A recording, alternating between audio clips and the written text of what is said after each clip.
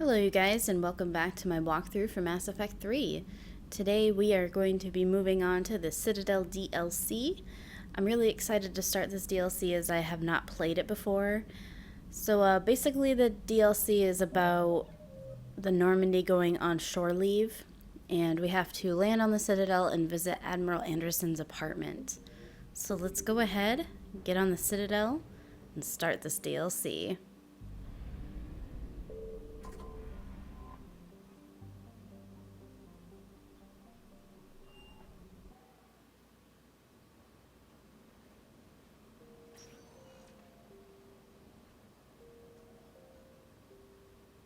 Commander, I've got Admiral Anderson on the QEC. Patching him through to you now.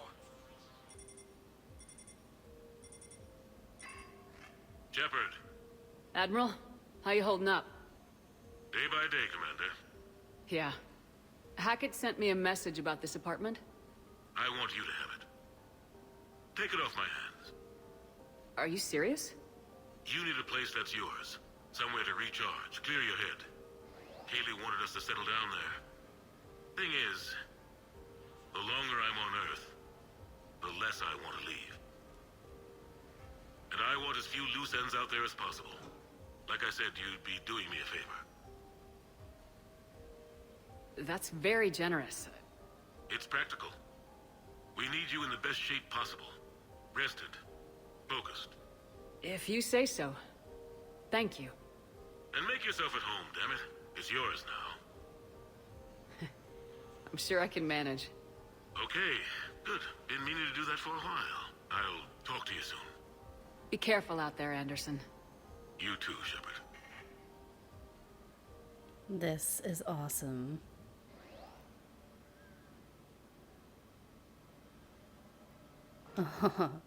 Okay, so let's go ahead and get started over here. Notes for Anderson's biography, relationships. You never asked me about this, but my wife just called. My ex-wife. Nobody likes to talk about the toll that long months apart can have on military relationships. She wasn't military. She couldn't handle it. But it's not even about military and non-military, damn it. It's space flight. Space flight. Finding the mass relays, miracles of engineering. Human imagination rising to meet our desires.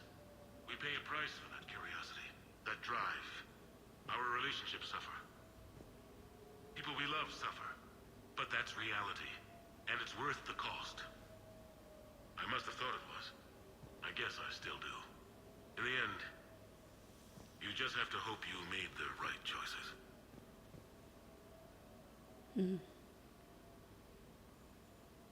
Okay, so I see a data pad over here.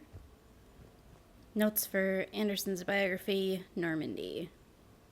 The Normandy? A brand new ship. My ship. You don't forget that moment. The first time you're standing there.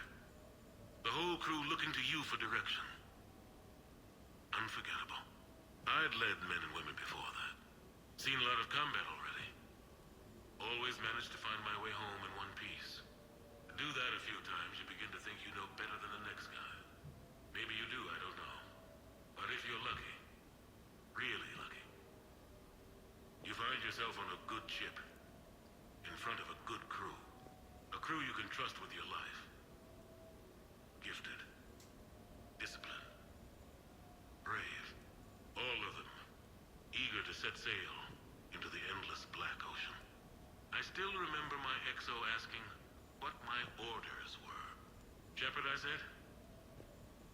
Let's see what we can find. So Shepard's in his biography. That almost looks like a Krogan. But now that I look at the side of it, it looks like it's just a rock. It says stereo.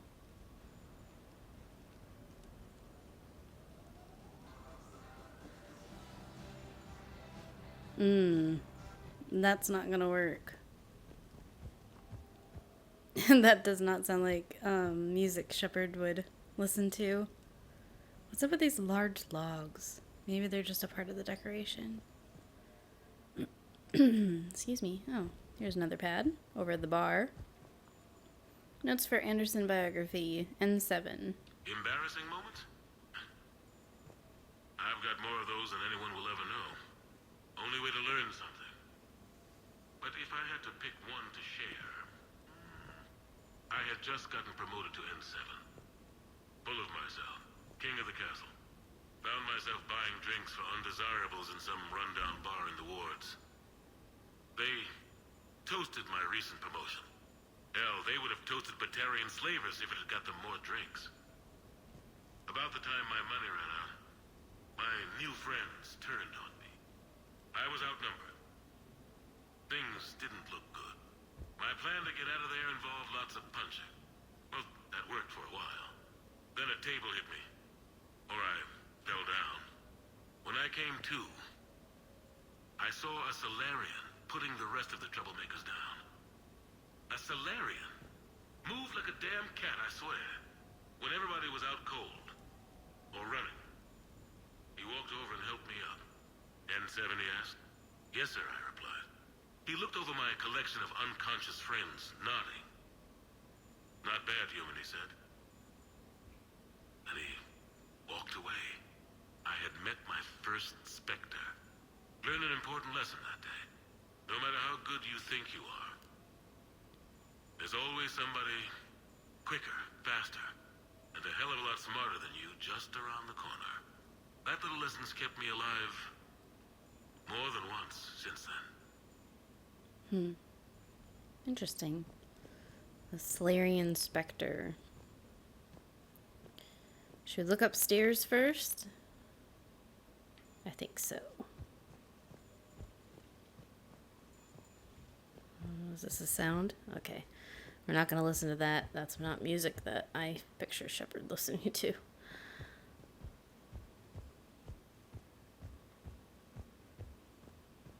Jeez, this place is huge. Childhood. Okay. So, Tombstone data. Admiral David Edward Anderson. Not sure why anybody would be interested, but thanks for asking.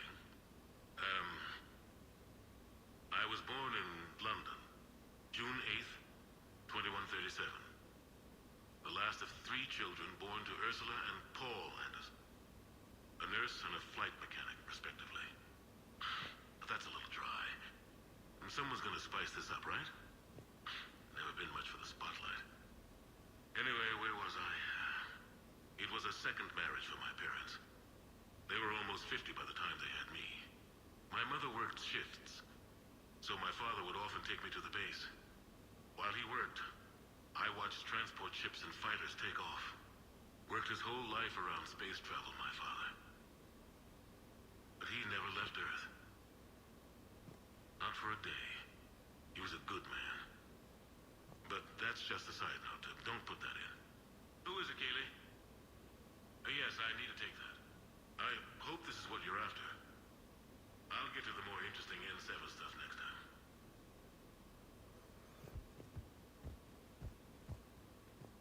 Turian experience. Oh, this one should be good. The Turians? Well, I might not always see eye to eye with the politics and the individual, but I have a great respect for the Turian military. Any Alliance soldier lucky enough to take part in their training programs will certainly be better for it. Their precision, skill, and discipline come together in a way that's second to none. Not that I'm faulting our own people or training. It's just that after fighting Turians in the First Contact War, years later, I had the opportunity to observe and train on Palaven. It was a turning point for me. And I would encourage any soldier to try it. It's a unique experience to put yourself in the squad of a Turian commander. My commander was an uncompromising bastard named Bartix Oryx. If you can find him, just ask how the platoon I commanded was trounced in his strategy game. Humbling. But I've used what I learned that day many times. The xenophobes will have their say. But I think it's vital that we do more of this kind of cross-species training. There you go. And if you do find General Oryx, let me know.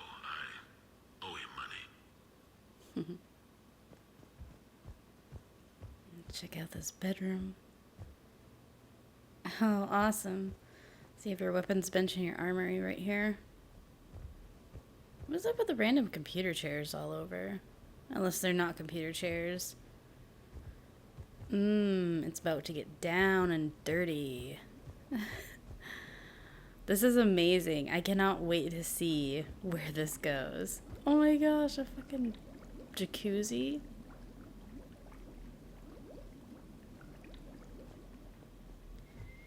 Okay. Oh, not there.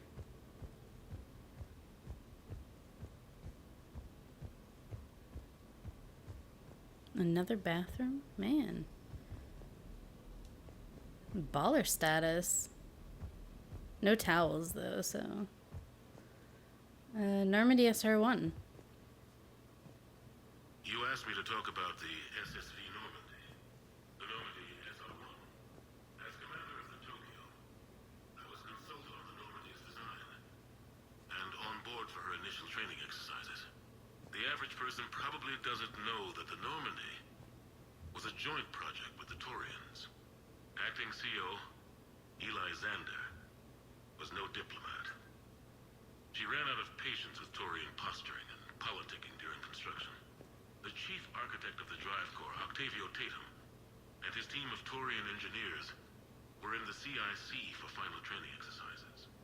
Tempers flared when Xander pushed the limits of the stealth system, waiting to vent the IES well past what Tatum was comfortable with. I tried to calm the situation, but it still ended with the Taurian scientist in shackles and a human Taurian fistfight at Cora's den later. Funny now, when I first laid eyes on the Normandy, she was the most beautiful thing I'd ever seen. Day after that training run, Admiral Wright found me on the bridge. She's yours, he said. Can't trust her to Xander. Send me a list of crew from the Tokyo you'd like, and prep for your first mission. Short command thanks to Saren. Still, one of the highlights of a long career.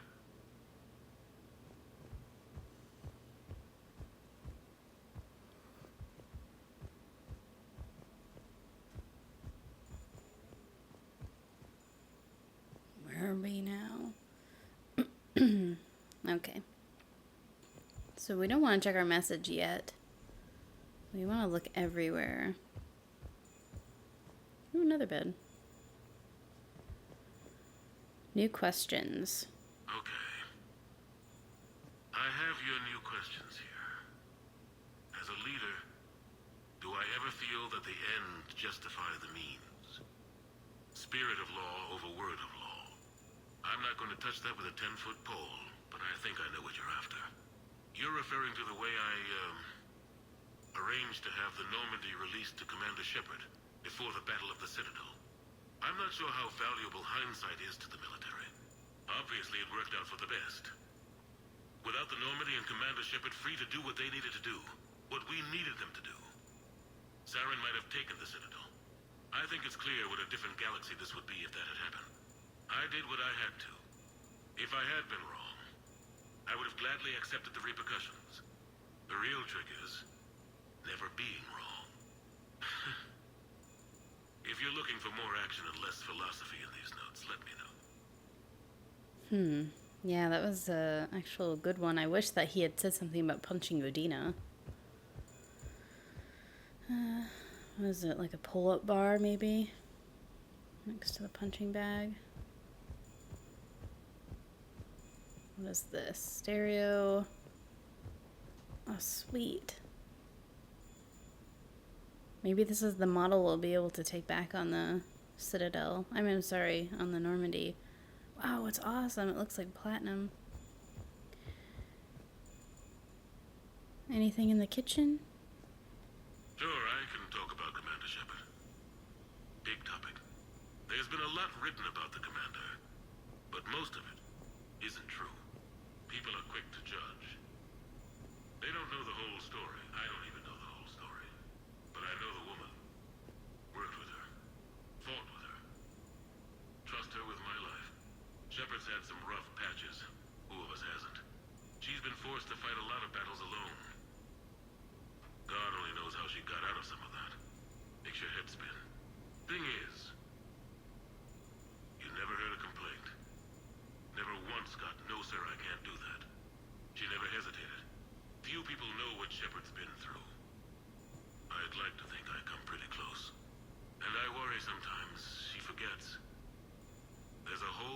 people who lose sleep over her getting back home.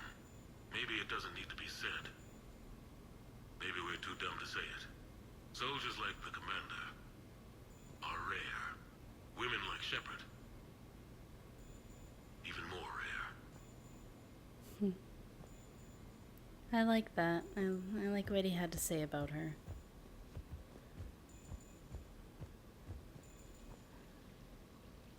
This is so cool. I think that message is somewhere back here. What's this? Anderson ANN interview. Let's do this. A few months ago, I had a chance to sit down with one of Earth's most decorated soldiers, Admiral David Anderson. He was kind enough to answer my questions and talk about his career. Today, the Admiral is on Earth, leading the defense of our home against the Reapers. We have no communication with him or any soldiers on Earth, but we can't forget what they're doing for us. Tonight's show is dedicated to all of the soldiers out there, fighting and dying to keep us safe. Admiral Anderson, today marks the 30th anniversary of the N7 program. Can you describe your first day of training in this now famous program? The Interplanetary Combatives Training Program is all business from day one. How so? We're given basic gear, then separated and stranded on an asteroid with no nav data. The test ends when the last person runs out of oxygen. Sounds daunting. What happens to the ones who run out of air first? Out of the program. The best N7s can survive alone, but work together to survive even longer. That's very impressive, Admiral. Deep space survival training. That has to be so difficult. All of it would take such strength of character. Well, just plain strength. But then you seem like a strong person. I'm sorry, is there a question in there? Well, does the program make the man? Or do you think you were born for this? It's a bit of both, I suppose. Every soldier reaches a point in their career, sometimes more than once, when they are asked to give more than they ever thought they could. That moment is the test. I've seen men and women, almost sure to fail, persevere long past the point of breaking. That experience changes them. Others, with all the gifts and abilities, fail in that moment. Sometimes they pick themselves up and carry on. Sometimes they're just done. What about you? What was your moment? I've had a few, none of which I'd like to share. But I think the toughest tests are still ahead of me. What makes you say that? Call it a hunch. Soldier's intuition? Something like that. Do you trust your intuition? I mean, do you follow your heart over your mind? Well, it depends on the day. No, I suppose if I were to be honest, I do trust my instincts. The problem is, war isn't orderly. And the enemy is never predictable. Even the most experienced veteran is going to find themselves in situations they haven't trained for. In those instances, and there's more than I'd like to admit, your instincts are the only thing keeping you alive. That, and the men and women you're fighting beside. But soldiers are only as good as their leader. Isn't that true? Yeah. A good leader can make an okay squad great. A bad leader, well, war tends to make examples of them. What makes a good leader then?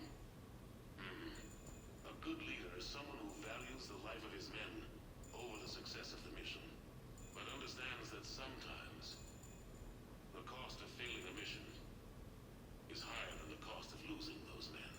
That's a terrible line to have to walk. Yes, it is, but war is a terrible thing. Thank you for your time, Admiral. Thank you. The remainder of this interview was to take a more personal look at Admiral Anderson's life. It wasn't finished when the Reapers invaded. We can only hope that the Admiral and the soldiers under his command survive to tell us the rest of their stories. I'm Kalisa Al-Jalani. Thank you for watching. Oh, that was a long interview. I know this episode isn't really action-packed, but it seems like it's going to be like backstory. Oh wow, his medals are here too. Okay, so there's a datapad here. Contact. No, it's fine. I got a few minutes. First contact war? Yeah. I was there. My first real combat. First for a lot of us. I remember one night early in the war. Strapped to my seat as our transport approached the LZ. Everyone was dead silent. Just the sound of breathing. Good men. I trained with all of them. We were always joking and horsing around, but not this time. Just the rattle of the shuttle. And that heavy breathing. Everyone was thinking the same thing. We're off to fight alien invaders. Aliens. Think about that. We all grew up wondering what was out there. If we were alone in the universe. Now we knew. We weren't alone. And we were in trouble. So there we were. About to face an enemy as different and unknown as we could imagine. I knew I had to say something, keep the men relaxed. So I turned to the soldier beside me, Hendricks, I think, and asked him how his mother was doing. Fine, he said. Why? Because I heard your mom was so ugly the Marines thought she was a Turian. Almost shot her. I got a few smiles. Then Hendricks turned to me and said, Hell, Anderson, I heard it was a picture of your mama that started this goddamn war in the first place. Scared the Turians shitless. Everyone had a good laugh at that. And the boys fought great that night. Sometimes that's all it takes. A joke, a pat on the back. Just a little reminder that everything's gonna be okay. I like that. Another one. Enlisting. What was I talking about? Early days, right?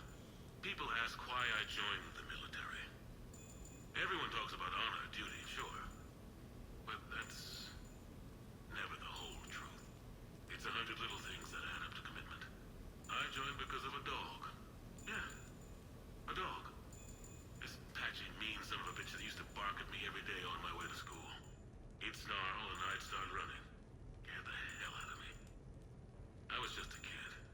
I remember being in a bad mood one morning. Angry, I can't recall why. When that dog started in on me, I snapped. Started barking right back. We both kept at it until we had nothing left. Dog never bothered me again. Why'd I join the military?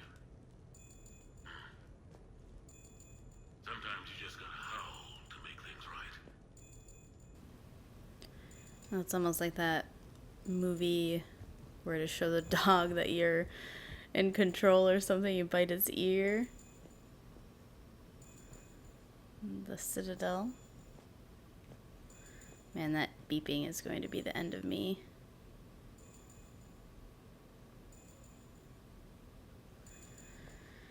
I still have... Oh, a catalog. Okay, so we don't have anything. Let's go ahead and use the private terminal. Dinner at sushi place on me. Hey Shepard, I've got a few things I wanted to go over with you. With a Normandy and dry dock, I figured we could meet up at that... I'm not even gonna say it. Sushi place down in the wards. I hear it's the best. Joker. Who does not want to have sushi with Joker? Come on. Run through our kitchen. Is that where we're going? Meet Joker. Okay, you guys. So this is actually going to be the end of this episode. This is, I think, just mainly like a backstory. So you get to learn more about Anderson and check out your cool-ass apartment. So I want to thank you guys for subscribing, liking, commenting. In the next episode, we are going to be going out for sushi with Joker. I'll see you guys then. Stay tuned.